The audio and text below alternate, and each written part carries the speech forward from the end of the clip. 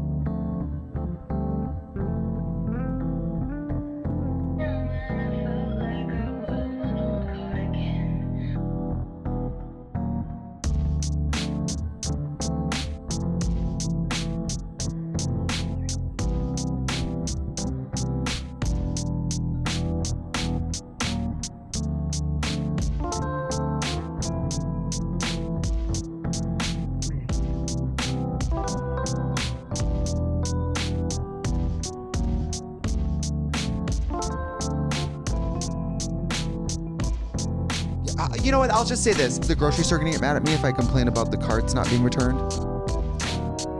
Wait, what? Like if I come on the podcast and complain about something or talk about something, Yeah. am I supposed to talk about no people, places, or things while I'm here? Honey, you've got a big storm coming. Hello everyone, how are you today? I hope you're having a really good day so far. If you are new here, my name is Taylor. I come to you from Baltimore City, Maryland, and here on my YouTube channel, I feature content that is generally focused on knitting and spinning. In today's episode of what I call the Thread to Mend podcast, where I sit down and I share with you the things that I'm currently working on, I do have an update to my self-drafted top-down raglan, and I just last night cast on the cuff for my first sleeve of the Chained Oblivion. So those are well on their way. Well, one of the two is. Of course, I have my sidekick Star Baby Moonchild joining us. She has had a rough week. Well, I guess we both have. I think it was Saturday of last week. She had jumped off the bed and gave me quite a scare because she definitely hurt her right arm or paw, I'm not sure which, because nothing appears to be broken.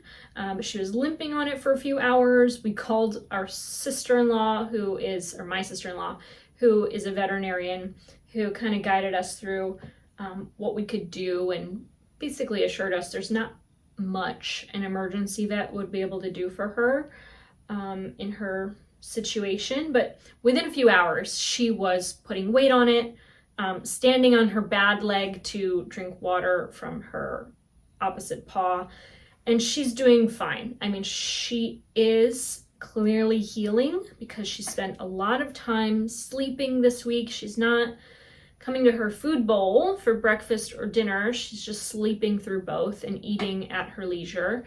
So I've been trying to keep her appetite up with extra churros and just giving her lots of love. She is on a thyroid medication for hyperthyroidism, and we just modified the, not dosage, it's the same dosage, but it's a higher concentration. So hopefully she will be able to better absorb it than she has, according to her more recent blood work. She's a high maintenance kitty at this point. I'm not sure if I've rambled on about this yet, but she goes to get blood work like every quarter. I mentioned I had a rough week because I rear-ended someone on my way to work. Oops. I was not on my phone. I was staring at this car parked on the sidewalk like a freak, and I just totally didn't have time to stop quick enough. So that was embarrassing, and of course I took car rental off my insurance plan some time ago, so I have to rent a car for an extended period of time. But I'll be fine. we're fine. But this is going to be a brief moment for a shameless plug. There's a link in the description box below to patterns I have for sale on Ravelry and or PayHip.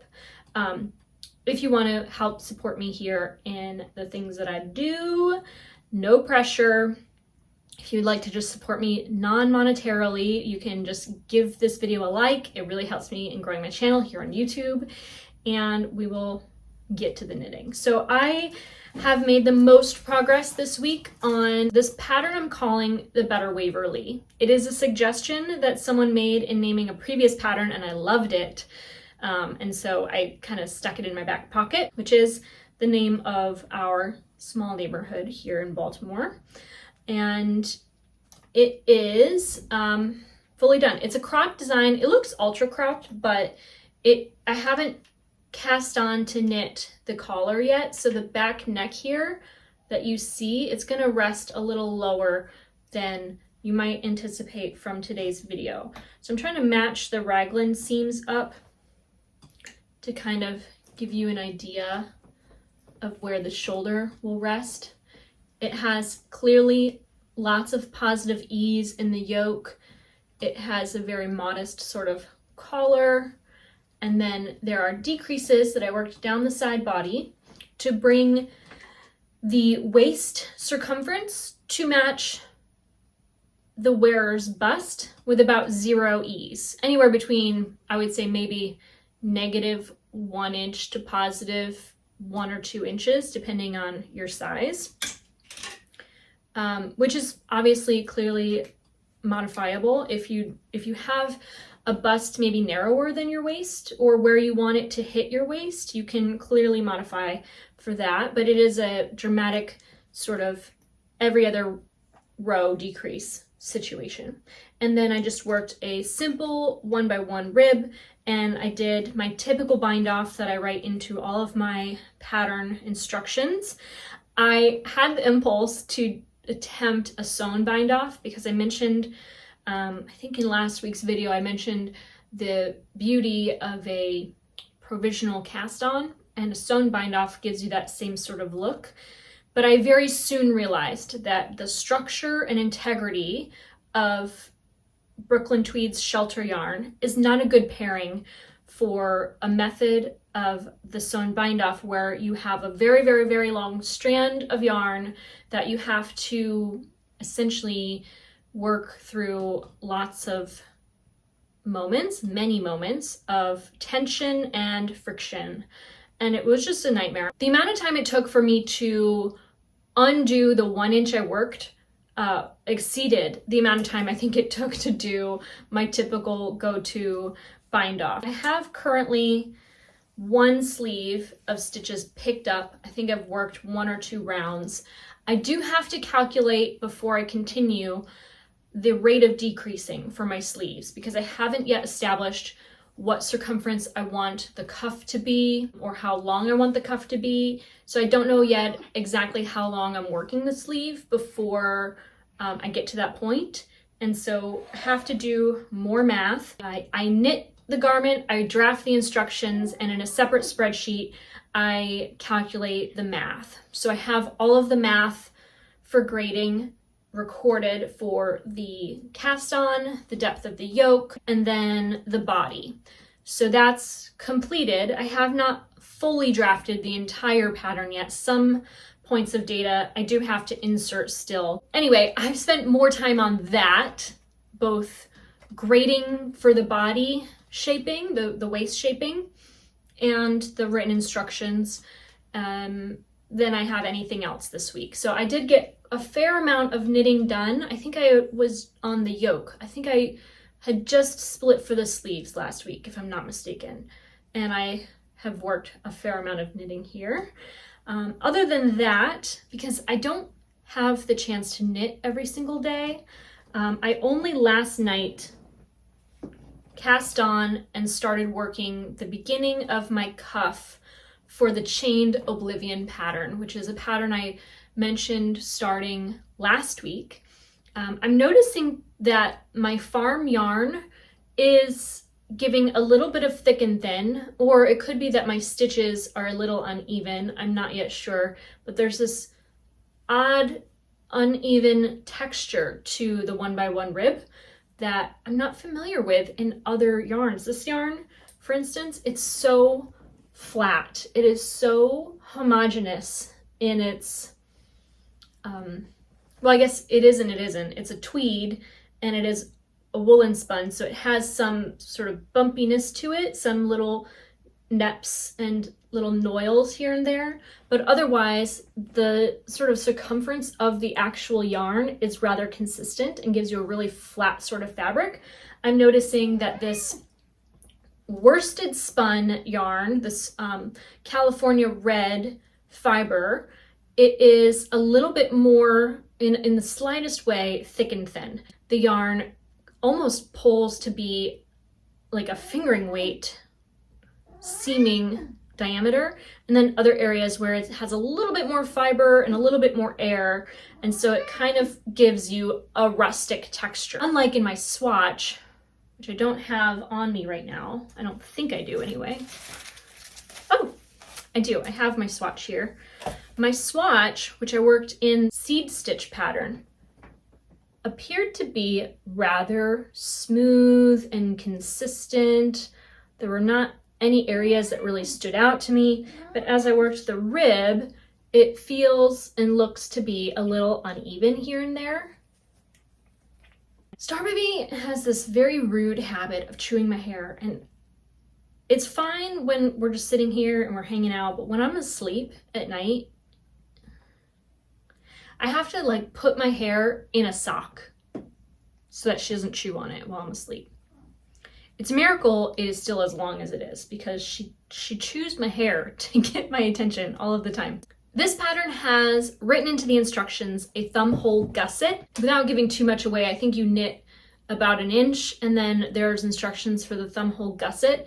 I don't know off the top of my head the depth of that gusset because I'm not executing that element in my cardigan. And then you knit several more inches. So it's a longer cuff than the typical design, which I really like. One of my favorite vintage cardigans has a cuff length that is probably 6 or more inches. It's really form-fitting too, which I'm noticing this one to be. Probably because it's that 1x1 rib, it really cinches it in a lot. But as I try on my cuff, it's as tight as I think I would want it with this type of fiber against my skin. But I'm thinking I'm gonna knit mine to be, I haven't decided. Right now it's almost 3. So I'm thinking I might do it at 4 inches, but I might also do it at 5. I'm just not sure if it'll be too tight at around the 5-inch mark around my forearm. So maybe I'll meet myself in the middle and do 4.5. Haven't decided yet. Last night I cast this on as quick as I could before bed, and I worked as much as I was able before falling asleep. Other than these 2 projects, I've not made any progress on the Ridgy cardigan. You might remember I'm working this pieced cardigan here. I have the left front panel, and then the right I've made no progress on, but there's that. And that's all the knitting I have to share. There is so much I need to pick up and put away around my house. I'm a little overstimulated by my environment right now. I also have more sticks that I need to shred, which I'm thinking I might put off till tomorrow because I showered, I curled my hair today, which I've curled my hair like twice in my adult life. So I feel pretty good about that. I don't know what's happening with my bangs. I cut them to wear kind of like straight, but they're too long and they poke me in the eyes. So I'm thinking like I need to either commit to having bangs that fall forward and trim them up in the slightest bit so that I can see past them. I think that would be a good length. But I'm like afraid to keep cutting more. You know what I mean? I'm not cutting more of my hairs short, but I think that the hairs that are short, they need to be just the slightest bit shorter. I don't know. I don't know if I even want to know. I don't know. What do you think? I think I need to trim them just a tiny bit and wear some bangs this winter. There is one other thing I wanted to mention. I I've shown you this yarn in the past. This is 2 skeins of hand spun yarn. If I'm not mistaken, this is the brown fleece from a not Shetland. Goodness gracious, I can't even remember what fiber this is. I think I need to take better note. I want to say it's the Jacob, but I really do not know. Regardless, I have 2 skeins of what equals about a DK weight yarn, and I would very much like to knit a... Hi! Do you want to join us? Okay. Okay. I want to knit a shirt. A t-shirt, I think. I don't see myself getting a lot of wear out of a sleeveless shirt. I do like to wear t-shirts underneath my blazers so that I can keep my blazers more clean. I'm thinking that I might attempt, finally, the home front jumper, which is a design by Sydney. Her YouTube or Instagram handle is Squidney Knits. Sydney Crabaugh, I think is her last name. Gorgeous person, lovely designer. But I'm putting this out there because I wonder if you've knit this particular design before, because I've not yet knit a vintage pattern, and it is drafted to be a more modern version of a vintage pattern. But I do find myself a little overwhelmed by the method of it all, because my reading comprehension is not all that good. I get overwhelmed by the amount of information I have to maintain in my working memory. So I'm really good at following instructions that are line by line, row by row.